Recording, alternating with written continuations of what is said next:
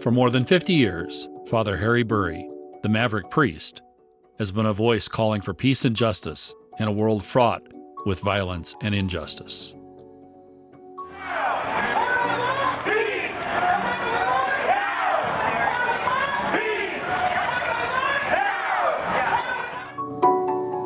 In the Twin Cities, we need to change the way we look at justice. Justice is not vengeance. Justice is restorative. In the Twin Cities, there are 3 police departments. There's the Highway Patrol, there's the Sheriff's Department, and then there's the City Police. But we're not afraid of the Highway Patrol or the Sheriff's Department, but we're afraid of the City Police. I wonder why that is. Could it possibly be training? A lot of us don't know our police officers. They just come in our community and enforce law. We would like to get to know our police because we don't. We see them as enforcers instead of protectors. How I can make the relationship better with the police in my community is, I don't know. I can't even tell you. We can't have police officers with guns and tasers dealing with 12-year-olds behaving badly. What we need are trained professionals, people that know how to de-escalate, how to heal. I gave a proposal to the chief of police in Minneapolis to train police in how to be creatively nonviolent by using empathy, and I haven't gotten a response yet.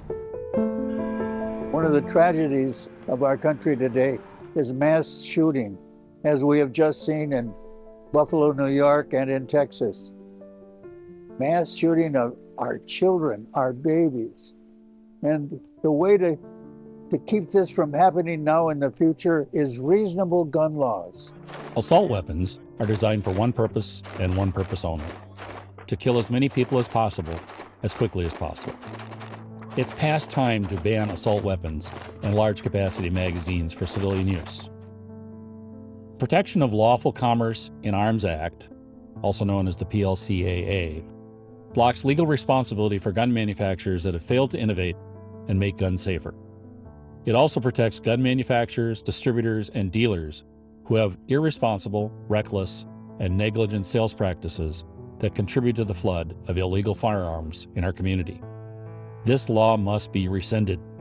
In 1994 through 2004, we had a ban on assault weapons, and mass shootings went down 43%. It works. Requiring background checks on all gun sales is proven to reduce gun violence. State laws requiring background checks for all handgun sales, by point-of-sale check or permit, are associated with lower firearm homicide rates, lower firearm suicide rates, and lower firearm trafficking. Everybody has a right to a place to live, a place to go to at night, a place to be with their family. I work at a homeless shelter. We get stickers say housing is a human right. Yet on any given night in Minneapolis, there's roughly 10,000 people that are experiencing homelessness.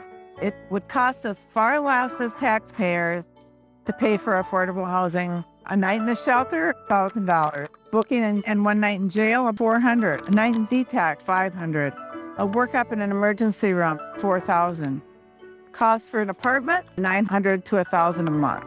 To keep a family together, it's essential that they have affordable housing. People don't understand how dire the situation is. A father called seeking shelter. He had lost a job, it was a good job, and he was needing to separate his family in order to find safety. He said they were letting go of a lot of things, mainly each other. That's not what Minneapolis and St. Paul are about. We're about helping these people to be able to live meaningful and fulfilling lives. Twin Cities Nonviolent is concerned about our schools. It's very important that our schools be places where the children not only feel safe, but where they learn to read and write and to get along with one another. That's so important. Our city school systems can do better. As a society, what can we do to change that? Education is the #1 thing that provides the self-esteem for any individual. My family was part of the largest gang in the state of Minnesota, and we preyed on kids. We have a gang problem in the Twin Cities just like a lot of other states. And the reason we have a gang problem is because kids are growing up without hope. And hope is just the breeding ground for attracting gangs. Gangs prey on kids that have no hope because they can't see a future, and they give them a future although it's dark. If we can give our young kids opportunity, hope, and justice, I really believe we can stop the killing that's going on right now. If they gave scholarships to people that didn't graduate, a lot of us would really want to be something in life. If we are able to get scholarships and things like that without graduating, I promise you, a lot of African-American young men would be plumbers, electricians, police officers, you name it. A lot of us would be them. Before I joined the gang, if somebody really would have offered me a scholarship to really better myself, I would have never joined the gang. One of the missions of Twin Cities Nonviolent is to keep the families together. A young teen in our community without a dad is almost destined for failure. It's up to all of us, our schools, our role models, our neighbors, to keep our families together. I grew up right over there at North Commons Park, and the one thing that made the difference for me is love. Love from my family and love from my community. The biggest problem in America, in my opinion, is father absence. If every father went back and became a good father to their kids, we wouldn't have gang problems. We wouldn't have kids in poverty. We wouldn't have a lot of things that are going on wrong in this world if fathers would take their rightful place in a child's life. I admit I'm a racist. I don't want to be, and I'm trying not to be. I want to see the goodness in every person because I believe there are no bad people in the world. There are only good people who do bad things like being racist. You might not see the racism that happens in our community. You may not even be aware about the racism that happened in your own community. But what can we do to make that change? Racism is a two-way street. We should look at ourselves before we accuse someone else for being racist. One of the blessings of living in the Twin Cities is that there is an amazing diversity. We have wonderful people who are of color.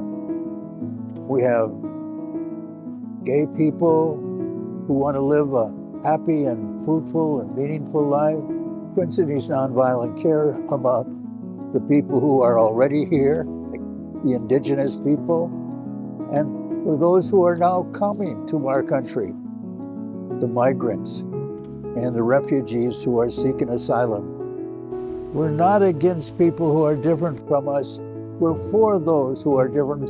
We see the blessing in the people who are different, lovingly different. We respect them, we care about them, and we seek to treat them with love. Twin Cities Nonviolent has found a number of organizations that are doing a variety of things to bring people together. As organizations, we need to provide the hope and the need and the space and opportunity for the kids in our community in the North Minneapolis to be able to become more than what we're perceived as. We're here on Lake Riley to go fishing with inner city young men. I feel like it's a good time. It's gonna be a good experience because it's my first time going fishing. You know, I want to catch the biggest fish, all the fish. Art is the universal language of peace. It brings communities and people together. The question is, what can we do to create an environment of love in the Twin Cities? If I could wave my magic wand, the Twin Cities would do three things. All people would be in relationship with communities of color or those in poverty. We would end racism, and everyone would be able to afford a home.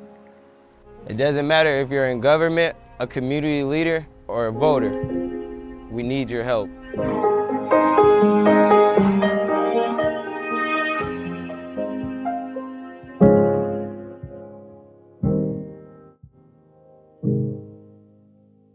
Join us for peace, please.